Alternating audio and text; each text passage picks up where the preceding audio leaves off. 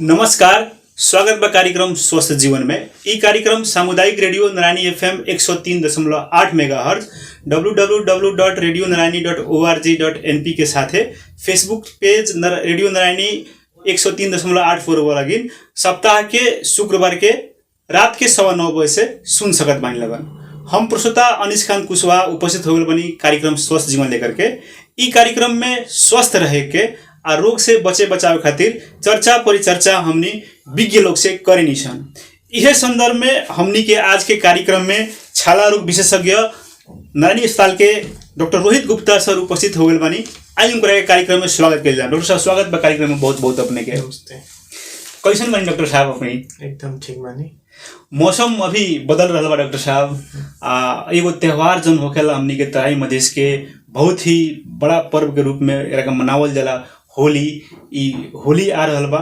कार्यक्रम में हमनी होली से संबंधित बहुत चीज आज अपने से हमनी पूछम सन, लेकिन अभी रुआ के होली पर्व के हमनी शुभकामना भी दे हम सन। और साथ ही साथ आज हमनी अपने के जितना भी श्रोता दर्शक लोग बा उन लोग सबके सचेत भी कराम सन कार्यक्रम में। डॉक्टर साहब, ऐसे तो अभी नारायणी में रुआ दिन रात देख रहा बानी मरीज लोग के।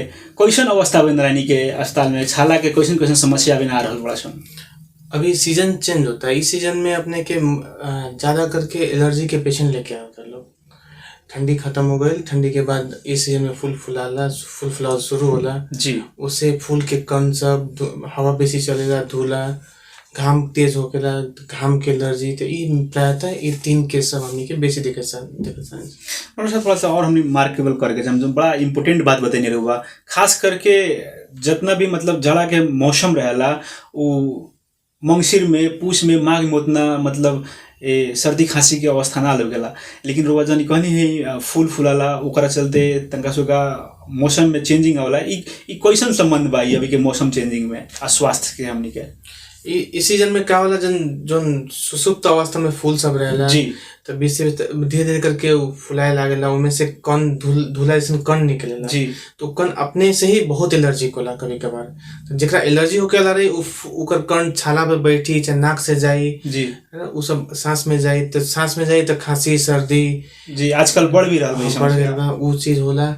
ओकर बाद उ अपने छाला पे जाके बैठ जाला। आदमी जब सफाई ना करी ना नहाई तो उ का होई कि खुजली बेसी होगी, होते होते छाला मोटा हो जाए, लाल लाल हो जाए। ओकरा बाद अपने के वही पर घाम पड़ी तो दूसरा टाइप के कोई एलर्जी हो जाला। तो ये सब एलर्जी के चीज प्रायतः एक सिंपल शब्द में बोल रहा है, मतलब सिंपल भाषा में, साधारण भाषा में एलर्जी हो, ये चीज इसमें बेसी याद है। सब कार्यक्रम स्वस्थ जीवन में आज हमने होली पर्व जो हमने फगुआ कहनी सन, ई पर्व के हमनी कैसे मनावल जाए, आई कैसे हमनी के अपन स्वास्थ्य के भी ख्याल रखल जाए, अपन छाला के, अपन केस के कैसे बचावल जाए, ये विषय में केंद्रित होकर हमनी रुआ से बातचीत करम सन। सबसे पहले हमनी कार्यक्रम के मार्फत हमनी ये चीज हमनी जाने के चाहम सन और बतावे के भी चाहम सन कि रंग जन हमनी देखे नहीं सन प्रयोग करे वाला फगुआ में, होली में जन हमनी रंग प्रयोग करे नहीं सन, वो रंग कथी है डॉक्टर साहब? देखिए, रंग एक किस्म के रसायन है, साधारण भाषा में एक किस्म के केमिकल रसायन जी, ठीक बा। तो एक स्रोत 2 गो होला। एक फूल पौधा से आइल, जौन पेड़ पौधा से आइल, आयुर्वेदिक चाहे नेचुरल। दूसरा होला सिंथेटिक, मतलब प्रयोगशाला में, लैब में बनावल। तो पहले का रहे कि लोग पहले हल्दी पीला रंग आ गए, इनके करके अलग अलग फूल के अलग अलग रंग हो गए। इस सब के प्रयोग बेसी रहे। आजकल में लोग के जो थोड़ा सा महंगा भी हो जाला ये चीज अब तब सब पैसा के टर्म्स, पैसा के आधार पे हमने के जब देखा तानी तो वो चीज अब नेचुरल से आर्टिफिशियल सस्ता हो गई। तो ओकर प्रयोग चलन चलती में बेसी हो गई, सहज हो गई, आदमी के जितना चाहिए उतना मिल जाए। तो उस हिसाब से अब आर्टिफिशियल के प्रयोग बेसी होता है। तो वही केमिकल्स, तत्व, रसायन सब के प्रयोग होला, लेकिन आर्टिफिशियल सोर्स से। जैसे हम रुआ बताइए कि सर ये रंग के समझे खातिर हमने बुझेला कि एकरा के एगो कृत्रिम किस्म के होगला, एगो प्राकृतिक किस्म के होगला। तो कृत्रिम किस्म में जन बा उ रसायन से बनल बड़ा सन, आ प्रकृति वाला जन बा हमनी के जन पौराणिक प्रकृति में मिलल बाटे सन, हल्दी से निकालल या कोनो और नेचुरल रूप में आइल ओकरा से निकालल ई रंग सब हो सन। थोड़ा सा हमने ई चीज जाने के चाहम सन, जो रसायन के हमनी बात करतनी सन। आजकल बाजार में बेसी अब प्रकृति रंग जौन बाटे एकरा से खेलल भी बंद हो गइल बा करीब करीब, कोई प्रयोग भी नहीं करत। अब ये हो सकता कि महंगाई होखे या हमनी ओकरा से दूर बनी सन या ओकरा बारे में ज्ञान भी नहीं है, ओके चलते प्रकृति से नहीं खेलत हन प्रकृति रंग से। तो अब जौन हमनी रसायन से जौन हमनी बाजार में मिल रहल बाटे जौन रंग, थोड़ा सा ओकरा बारे में बताई कि रसायन कौन कौन चीज बड़ा सुन रंग में। देखिए रसायन मतलब हर एक रसायन के एक अपन रंग होला जी, उहे रंग के छाला में प्रयोग करेगा। जेंगे हमनी के कॉपर सल्फेट एगो रसायन होला जी, वो अपने के देखे में पहले मिट्टी तेल में मिलावल जात रहे, और हरा रंग जी, हरा रंग के, उजला रंग के ऐसा रंग देवे। अब जेंगे उजला रंग खातिर एल्युमिनियम के रसायन के प्रयोग होला जी, एल्युमिनियम जो सिल्वर कलर के आएला, तो अपने ओकर रंग एल्युमिनियम के रंग बा जी, है ना, सिल्वर रंग बा, उहे रंग के प्रयोग होला होली खेले में। ओकरा बाद हो गइल काला रंग, जो हमनी के आर्टिफिशियल रंग में कृत्रिम में काला रंग के प्रयोग, लीड ऑक्साइड है। अच्छा, तो अपने अब लीड कहाँ प्रयोग होला, तो बैटरी के प्लेट में लीड के प्रयोग होला, ओकरे रसायन ओकरे ऑक्साइड फॉर्म के हमनी के देखे पाए निसन उमे रंग में प्रयोग करल। ओकरा बाद हो गइल अपने के ब्लू रंग, कोबाल्ट में प्रयोग होला, कोबाल्ट के सॉल्ट में। तो कोबाल्ट भी एक हानिकारक रसायन है जो बैटरी में भी प्रयोग होला, आजकल के लिथियम बैटरी में भी ओकर प्रयोग होला जी। ओकरा बाद लाल रंग, सबसे ज्यादा प्रयोग में लाल रंग आएला जी। तो लाल रंग अपने के मरकरी से बनेला, मरकरी सल्फेट मतलब पारा से बनेला। अच्छा, तो अपने ये चीज के सिंदूर में चाहे नॉर्मल अबीर में या और सब रंग में भी एकर प्रयोग होला। ओकरा बाद होला और भी फिजिकल चीज मिक्का के प्रयोग होला, मिक्का डस्ट के, चाहे शीशा के भी प्रयोग, पीसल शीशा के भी प्रयोग होला। तो ये सब चीज आजकल हमनी के चलन चलती में प्रयोग में बा, काहे कि सस्ता मिल जाला ये सब जी। नेचुरल के उगाए में। ऐसा नहीं कि हमनी के प्रयोग नहीं के मालूम, हमनी के प्रयोग छोड़ देले बानी सर, प्रयोग छोड़ देले बानी सर। जोन पहले प्रयोग होत रहे ये मतलब नेचुरल होत रहे। तब कौन फूल के रस निकाल कितना कठिन बात बा आज के समय में, ओकरा कितना लेवल कितना प्रयोग करे के वो चीज अब हमनी के छोड़ देले बानी सन। अब ये सब चीज तो रसायन, अब सोच ली अपने के कहाँ से आवता है ये सब चीज। तो कोनो बैटरी के प्लेट में यूज करल, तो कोनो पारा के, तो ये सब के तो अपन असर आइबे करी। ये सब चीज हानिकारक हो जाला छाला खातिर। डॉक्टर साहब जोन अभी बताइनी है रहुआ जोन कृत्रिम जोन रसायन से जोन आजकल रंग बाजार में मिल रहल सन, हमनी प्रयोग कर रहल बानी सन, विभिन्न हानिकारक स्रोत से बन रहल बड़ा सन। अगर एकनी के हमनी इस्तेमाल करतनी सन तो ई इस्तेमाल से हमनी के शरीर में कैसन विकार अवस्था आई? देखिए एकरा समझे खातिर अपने के पहले बुझी कि ई सॉल्ट, अंग्रेजी में सॉल्ट कहल जाला, मतलब रसायन के एक सॉल्ट ऑक्साइड फॉर्म जी। तो वो एक अपन भौतिक गुण हुई और अपन रासायनिक असर आई, दोनों चीज हुई। तो भौतिक गुण में अपने के छाला सूखा हो जाई, खुजली भी होके लागी ना, सूखा करा दी। तब ओकरा बाद एलर्जी अपने कराई, ये रासायनिक हो जाई, एलर्जी करा दी। ओकरा बाद सफेद छाला सफेद हो जाला। अब कोनो के आंख में चल जाई तो दूसरा समस्या, आंख के कंजक्टिवाइटिस हो जाई, आंख में खुद जगह शीशा के कण में छाला पे कस के घसटाइल घाव हो जाई, इन्फेक्शन हो सकता, आंख के अंदर इन्फेक्शन हो सकता। ओकरा बाद मतलब जो छाला में नॉर्मल रंग बनत रहेला ओकरो ये सब रंग बन के तत्व रोग, रंग बने के प्रक्रिया के रोक देला। तो ओकरा बाद वहाँ सफेद दाग हो जाला ये सब चीज के प्रयोग से, जेकरा एलर्जी पे ओकरा बाद अपने के जगह लिक्विड रंग होला। लिक्विड रंग में आदमी सोचेला कि चलो लिक्विड तो वाला निकल जाए, ना वो ना निकली। वो अपने के छाला के जो कोनो भाग सपाट होला, कोनो भाग गहिर होला, तो गहिर वाला भाग में जाके बैठ जाला, एक निकाले में और कठिनाई हो जाला, एक असर और लंबा समय तक रहेला। तो ये अपन ये तो असर दिखाई ही, आंख में अपन असर, माथा के बाल में मतलब बाल में लागी ओकरा अपन असर है, नाक से भीतर जाई तो आदमी के यहाँ तक कि जेकर एनाफिलैक्सिस करा सकता, साइनोसिस करा सकता, मतलब एनाफिलैक्सिस मतलब सांस एलर्जिक बा, कस के एलर्जी हो जाए, छाती के नस सब सिकुड़ जाए, ओकरा बाद में सांस लेने में तकलीफ हो सकता। डॉक्टर साहब जोन ये अपने एक असर बतैनी है कि अगर कोई के एलर्जी से एनाफिलैक्सिक शॉक भी हो सकता, ई मतलब रंग के कारण से कैसन अवस्था है डॉक्टर साहब? ई कैसन डर लागदो अवस्था हो जना के रुआ अभी नामकरण कइनी है, अर्जेंट मेडिकल हेल्प, इमरजेंसी अवस्था है, मतलब रंग से ऐसन का अवस्था भी आ सकता। आइल बा हाँ, ऐसन केस बा हमने लगे। अब केकरा आई उतना ना कह सकते जी, लेकिन आए वाला बा अवस्था ऐसन का आवेला। हमनी के मतलब ई जहाँ होली पर्व होखला उस जगह पर ऐसन अवस्था भी आवेला। तो कैसन अवस्था आवेला डॉक्टर साहब, थोड़ा सा वो अवस्था बताई। अपने रंग जितना मात्रा जाए के चाहे उससे जितना मात्रा शरीर बर्दाश्त कर जाए उससे बेसी मात्रा में नाक से बेसी चल गई तो छाती के जो नली सब होला वो तो एकदम सेंसिटिव होला, ओकर से रिएक्शन जहाँ वो सेंसिटिविटी भइल बेसी उस लागे सिकुड़े तो जरा दिमाग जंगे आएला ओइंगे सांस फूले लागे, दम फूले ओइंगे इमे भी सब नली सिकुड़ जाए, ओकर बाद दम फूले लागे, तुरंत दम फूले लागे, एकदम कस के बढ़ जाए, ओठ फूल जाए, नाक मुंह फूल जाए, घाटी के जन अंदर के मिकोजा होला वो फूल जाला, ओकर सांस ले में तकलीफ हो सकता है, कभी कभार ऑक्सीजन के जरूरत पड़ जाला। डॉक्टर साहब ये कार्यक्रम के मार्फत हमने ये चीज भी श्रोता दर्शक से बतावे के चाहम कि ऐसन का अवस्था अगर कोई के आ रहल बाटे, होली फगुआ पर्व में अगर रंग खेलला से ऐसन का अवस्था आ रहल बाटे कि अचानक के ओकर दम फूले लागल, ओकरा दिक्कत होके लागल, ओकरा आँख से भी खड़ियावल नहीं सकल, देखे नहीं सकल ठीक से, तो ऐसन अवस्था में छटपटाए लागल मियाँ तो का करे के पड़ी? ऐसे में तो इमरजेंसी मेडिकल हेल्प चाहिए, इमरजेंसी में आकर के तुरंत ऑक्सीजन देखे के पड़ी, ऑक्सीजन सप्लाई देवे के पड़ी जी। ओकरा बाद एलर्जी के रोके खातिर दवाई चढ़ेला, कभी बीपी कम हो जाला में बीपी के रिवाइव करे खातिर मेजर्स होला, मतलब स्टेप्स हमनी के करने सन। ओकरा बाद कभी साइनोसिस हो जाला, मतलब छाला हाथ ब्लू हो जाए, नीला हो जाला, ओमे भी उस हिसाब से हमनी के ओकर अगर कोनो दवा कोनो मतलब रसायन के एक्सेस बहुत अधिक मात्रा से भइल बा तो ओकर काटे के अलग एंटीडोट चली, तो उस हिसाब से हमनी के करने सन।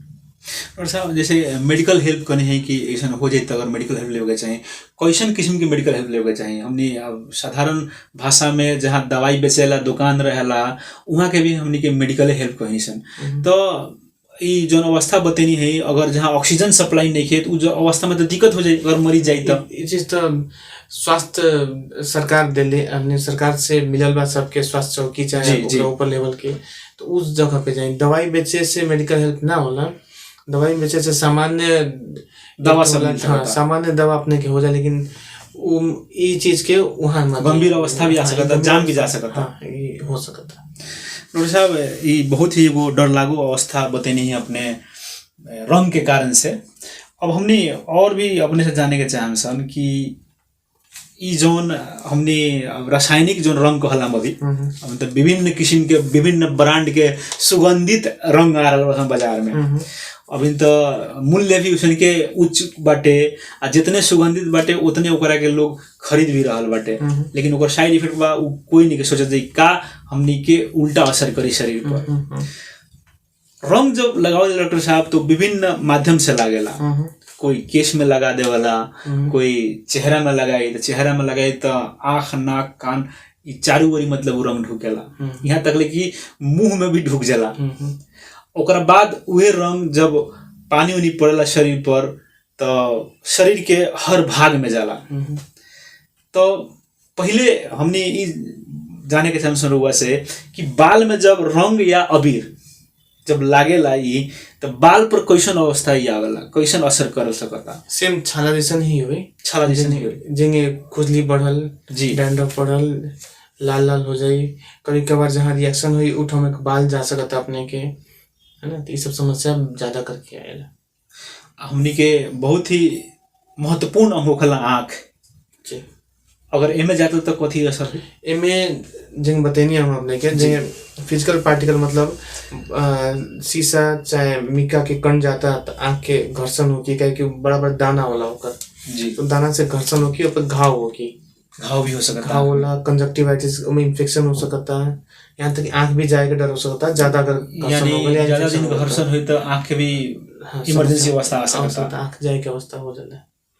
तो ये चीज खातिर अपने के एक तो वो हो गल, दूसरा एलर्जी अपने हो गई, जेंगे छाला में एलर्जी करे आँख में भी एलर्जी हो सकता है, वो चीज आँख ज्यादा पानी आवल लाल हो जाला, आँख वैसी एलर्जी शुरू हो जाला, उस टाइम में आँख स्वलिन हो जाला।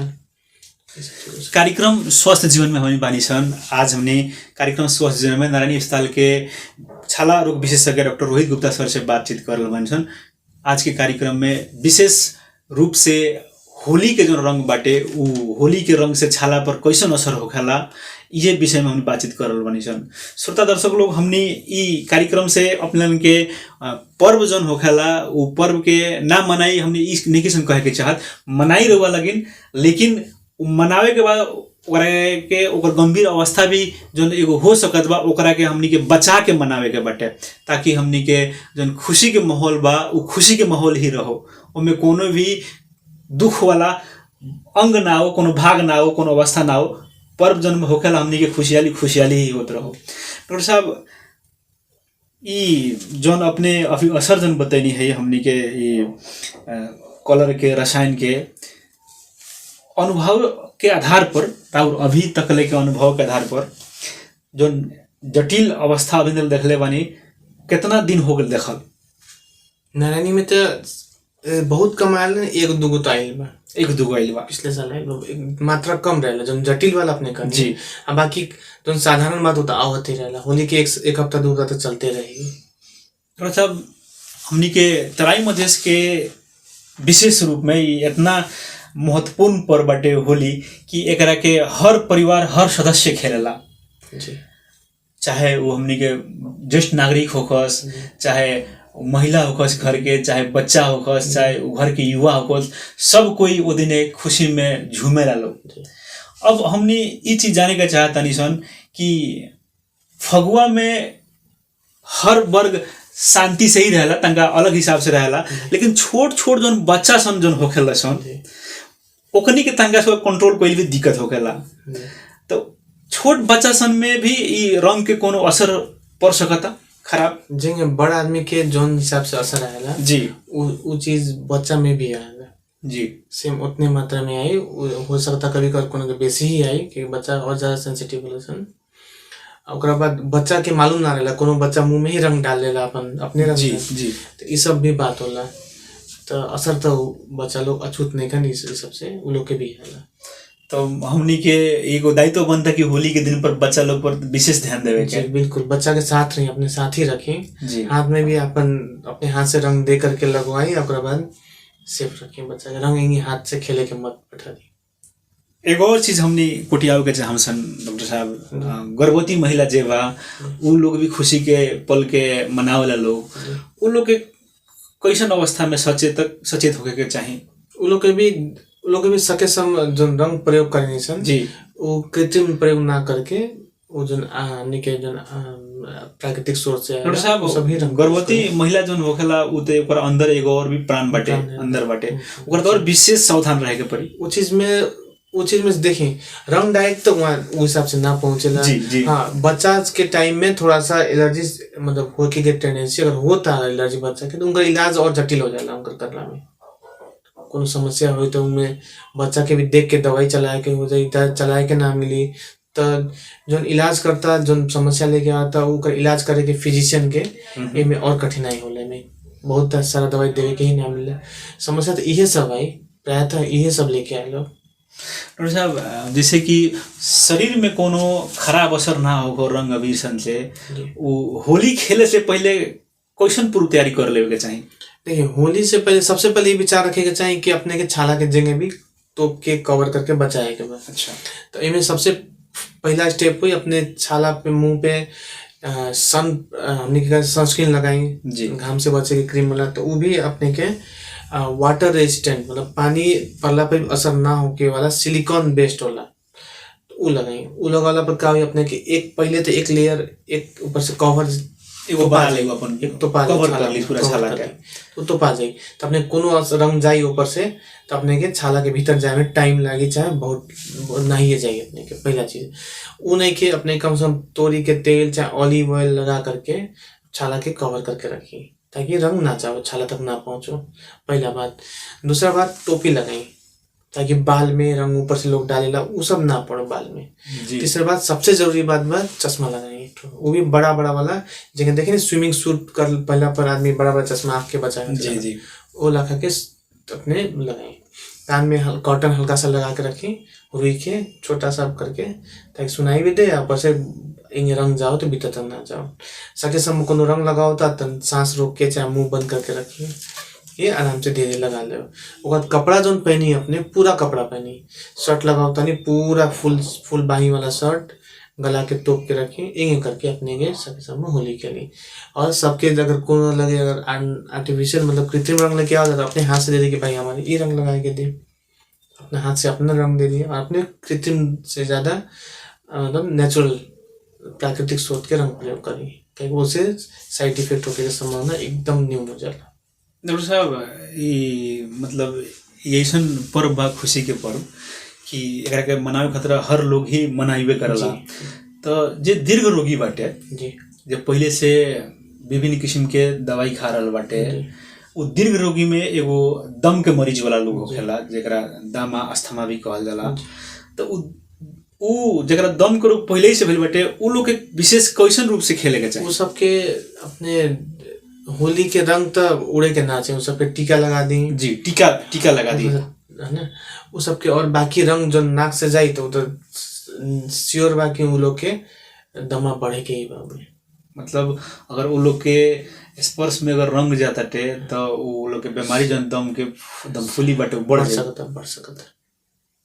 डॉक्टर साहब अब हमनी अब जौन रुआ अभी बतैनी है कि तेल उल लगा के होली खेले जाए कि ताकि एगो छाला पर एगो अपन पहले से लेयर बना ले।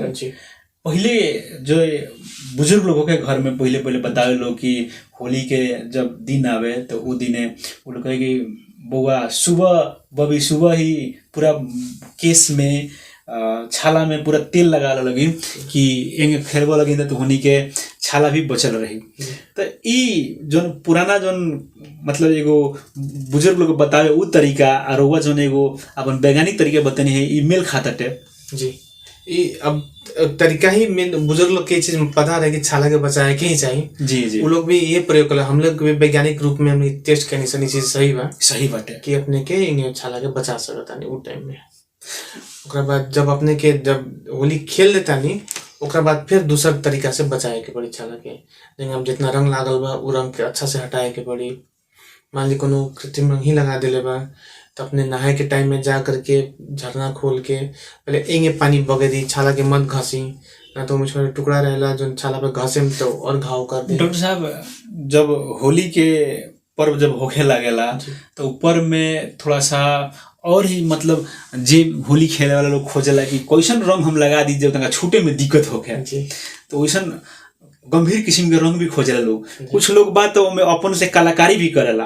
वो लोग कलाकारी क्या करी कि रंग घोर के और में केरा के रस या विभिन्न अन्य पदार्थ लोग मिक्स करेला कि केरा के रस के जौन दाग होई वो दाग जौन बात जल्दी से ओराई ना जे। तो ई जौन एगो मिक्स करे के तरीका बड़ा सन ई विषय में कथी करे के चाहे? ई सब प्रयोग मत करी, ई सब हम छोटा वर्ग के प्रयोग ना करेंगे। कहे जौन चीज असर करे, जौन चीज जानकारी नहीं है वो चीज ना करे मत करी, ई सब प्रयोग मत करी।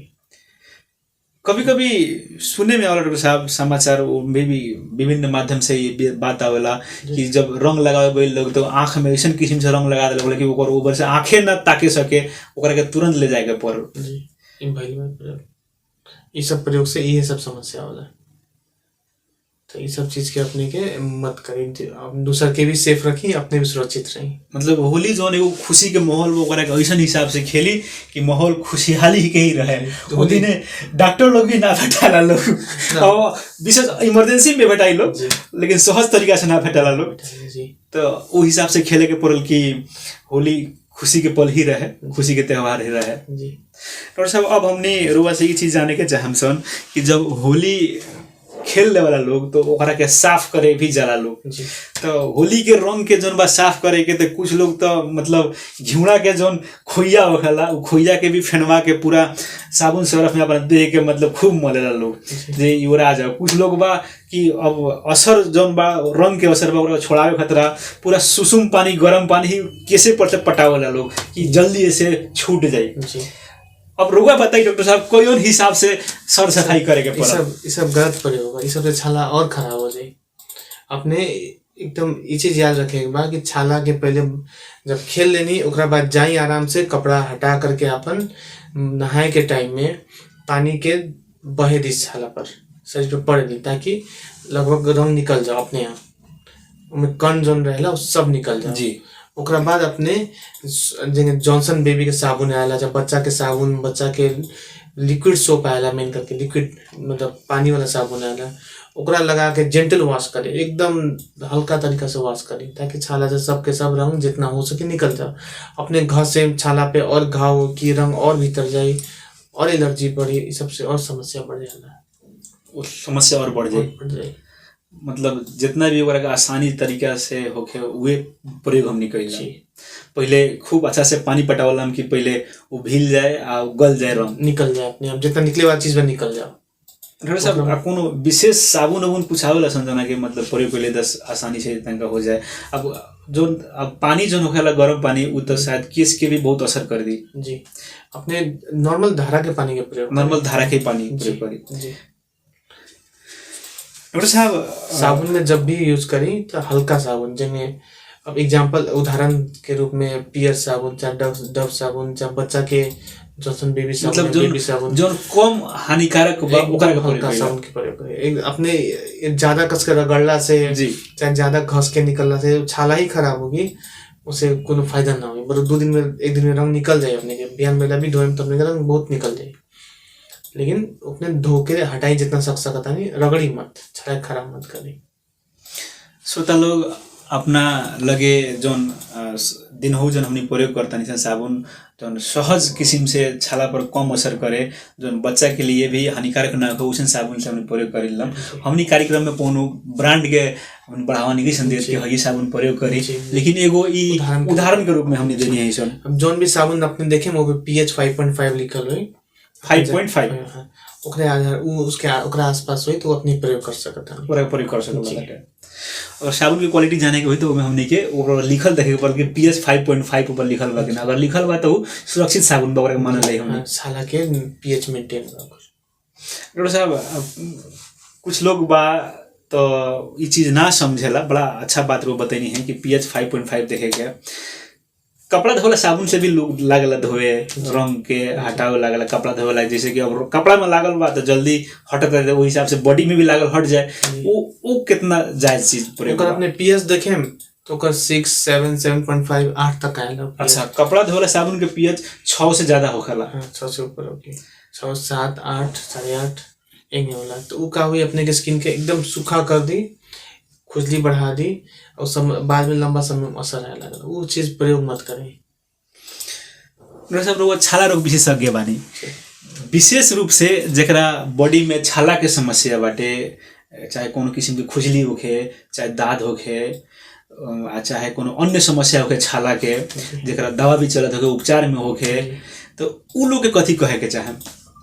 उ लोग के एक बार रंग से कोनो उमे कोनो असर उ लोग के पहले अपने देखी डायरेक्ट असर तो ना होकेला जी, लेकिन जौन ठाव में अपने के घाव बा चाहे सब बा उहा अगर असर आए वाला बा तो और बेसी आई, छाला वो ठाव में कॉम्प्रोमाइज होला, छाला में रंग जाएगा जो टेंडेंसी होला बेसी होला जी। तो अपने एक बार अपने ऐसा रोग बात अपने डॉक्टर से इस चीज के पूर्व सलाह ले ली कि करला से हुई, रंग लगौला से हुई कि ना हुई।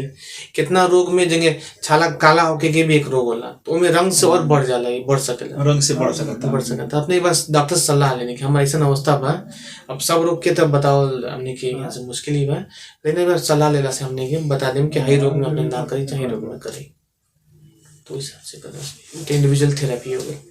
और साहब अब हमने रुआ से एक और चीज जाने के चाहछन अपने से, श्रोता दर्शक लोग भी कार्यक्रम देख रहल बा, सुन रहल बाटे। अभी रुआ एगो वरिष्ठ छाला रोग विशेषज्ञ हो गए बानी, राउर जब बचपन में रुआ होली खेली तो उ कैसे खेली? अब छाला रोग विशेषज्ञ था अभी भइल बानी जी। अब हमनी के जौन रंग मिलल उ रंग से खेलनी, अब हमनी के भी टाइम में कभी कृत्रिम रंग ही प्रयोग होते रहे ज्यादा करके जी, बहुत समस्या भी होके तो अब हमने के याद आया तो समझ में आया कि अब समझ में आया कि कितना हमने खतरनाक खेल रहे बानी होली। उसे भी बाकी हमने के जागरूकता फैलाए के समझाए के लोग के मत करी, गलती मत करी आगे नहीं। अब जानकार लोग बड़ा लोग ही इस चीज के गाइड करी तो उसी चीज अपने लोग प्रयोग में मत करी। कोनो बचपन के घटना घटल याद बाकी डॉक्टर साहब होली में जन घटल होके रंग के विषय में? बस ये हो कि लगौला पर 2 दिन तक खुजली होते रहे, छाला सूखा रहे, ये चीज हमने के फेस कर ले बने एकदम सूख जाए, पपड़ी ऐसा निकले, ऐसा क्यों होता है? तो एगो चीज तो हमनी मान सकता नहीं सन कि जब होली हो रहा है ओकरे बाद छाला विशेषज्ञ डॉक्टर लोग के लगे पेशेंट पूरा पैक हो जाए जी। 1 हफ्ता तक 10 दिन तक पेशेंट आएगा, 1 हफ्ता 10 दिन तक ले मरीज लोग छाला के बढ़ जाला। ये लोग एक समस्या लेके आया, रंग लगैनी एक समस्या हो गई, रंग लगैनी हो गया। हमने निहोरा करम सन ये कार्यक्रम के मार्फत कि सकबर ऐसा सुरक्षित होकर हमने होली खेललाम कि ऐसा असर ना हो। डॉक्टर साहब को न्योता नहीं देत कि आई, लेकिन ये हमनी के कर्तव्य बा कि हमने सुरक्षित खेल रहा और सुरक्षित रखल भी जाम अपने घर परिवार के। जी डॉक्टर साहब ज़्यादा अगर कोनो वर्जित करे है होली में तो उसका कोनो घातक रंग बा जोना के ओकरा के वर्जित हमनी के करे के पड़े? घातक तो देख के हुई केकरा कितना बार कौन हिसाब से कोनो चीज कोनो के साधारण असर दिखा सकता तो वही चीज कोनो के घातक असर दिखा सकता है। लेकिन सके सम जितना हो सकता अपने लोग जगह बताइए पीला रंग के प्रयोग करी, हल्दी पीला रंग के ठाव में हल्दी के प्रयोग करी, किचन में मिल जाला। वही गोदावरी फूल पीला रंग चाहे लाल रंग वैसे आला। ओकरा बाद हिबिस्कुस होला, हिबिस्कुस भी एक पेड़ होला, गुलमोहर और इस सब से अलग अलग किस्म के रंग आला, हरा रंग पीला रंग इस सब से साइड देंगे। सलगम बीटरूट, जी बीटरूट हम खाए ना लाल रंग के, ओकरा एकदम लाल खूनी लाल जैसे रंग आला। तो वो सब चीज के पहले प्रयोग होता है, तो पहले ये सब प्रयोग होता है। तो वो सब चीज के अपने लोग अभी भी कर सकता नहीं, आराम से हो सकता। ओकर रंग आराम से हाथ में जब काटेला जोन और हाथ में 2 दिन तक रंग रहेला और कोनो उसे हानि भी बहुत कम होगी। जी तो अपने इस सब चीज के प्रयोग करें, इस सब चीज से अपने के एकदम सुरक्षित रहे, होली भी अच्छा से मने। डॉक्टर साहब खाए पिए के विषय में बड़ा मतलब खुशी के माहौल में बड़ा एगो अलग हिसाब से खाई जाला। ठंडा भी उसे ही चलला, ड्रिंकिंग उसे ही चलला, मासू के खवाई उसे ही चलला। ई विषय में कथी कहेगा चाहे? देखिए खाए पिए के तो अब अपन निजी इच्छा के बाद जी जी जी छाला रोग में तो इससे कम ही संबंधित बा। ऐसे जेकरा जितना भी सकी अपने एक लिमिट में खाई, लिमिट में हेल्थ के ध्यान दी, कि कोनो चीज के भी एक लिमिट से एक अपन ओकर सीमा से बेसी करे में तो समस्या हो जाए। तो एक अपन सीमा में रख के करे में अच्छा से होली बनी सबके। डॉक्टर साहब हमने अब कार्यक्रम के अंत में आइल बानी सन। अब अंत में एक दो और चीज जाने के चाहम कि हमने के मानव शरीर तो हर शरीर के हमने के अंग उतने ही महत्वपूर्ण बाटे। कोनो भी शरीर कम महत्वपूर्ण में हमने निगेशन कह सकत। अब होली के दिने जौन बाटे हमने के होली जौन हमने मनावनी सन उ सब रंग अबीर के कोनो ऐसा का असर बा जौना से नशा किस्म के लागत होके कहेला लोग कहना चलन भी है कि रंग जन होकेला अबीर जन होकेला उसे थोड़ा सा नशा टाइप के भी होकेला रे। अगर कोई लगाओ तो वो दिन ओकरा बेसी थकानी महसूस होकेला, नींद टाइप में अलसी टाइप में हो जाला ओकर देह बॉडी में। कौन तथ्य बड़ा सन? देखिए डायरेक्ट असर तो ऐसा कोनो नहीं है जी। अब जौन रंग से बेसी एनाफिलेक्सिस शॉक में ही आदमी चल गए तो उमें ड्राउजी होला, आदमी के चक्कर लागेला, सिर घूमेला चाहे गिर जाई। तो एकरा अगर कोनो भाषा में कोनो तरीका से लोग कहत हुई, लेकिन डायरेक्ट इंग नशा एक असर नहीं किया। अभी में कुछ मिला दे जो से नशालू होके तो वो अलग बात बा। ना तो इस सब रंग के प्रॉपर नशालू असर बहुत ही कम शायद नहीं के देखने सुनने के। डॉक्टर साहब हमने कार्यक्रम के अंत में बनी सन। अंत में हमने के कार्यक्रम स्वस्थ जीवन सुने वाला संपूर्ण श्रोता दर्शकों लगे कथी संदेश देवे के चाहे? होली खेली, मन भर खेली, साल में एक बार आएला, बस सुरक्षा के उपाय सब अपने अपना के खेले तो सुरक्षित भी होगी। होली के बाद भी अपने लोग खुशी होके रहे, ना तो फिर समस्या होगी। तो वो चीज़ के अपने लोग होली के याद जौन बा मेमोरी वो थोड़ा सा अच्छा ना हो, वैसे होली सुरक्षित साथ खेली, स्वस्थ रही। अगर समस्या हुई तो रुआ के भेंट कर भी सकला ताटे जी कोनो टाइम नानी अस्पताल में। नानी अस्पताल। डॉक्टर साहब अपन बहुत महत्वपूर्ण समय हमने के देने इलाका रुआ के बहुत बहुत धन्यवाद डॉक्टर साहब। धन्यवाद। आदरणीय श्रोता दर्शक लोग, कार्यक्रम स्वस्थ जीवन में आज हमने नानी अस्पताल के वरिष्ठ छाला रोग विशेषज्ञ डॉक्टर रोहित गुप्ता सर से बातचीत करनी है। हमने के आज होली विशेष कार्यक्रम के कैसन कैसन रंग से असर आवाला वही विषय में केंद्रित होकर बातचीत करनी है। अब कार्यक्रम से हमने प्राविधिक मित्र का धन्यवाद देते हुए अब छूटे के चाहम। नमस्कार।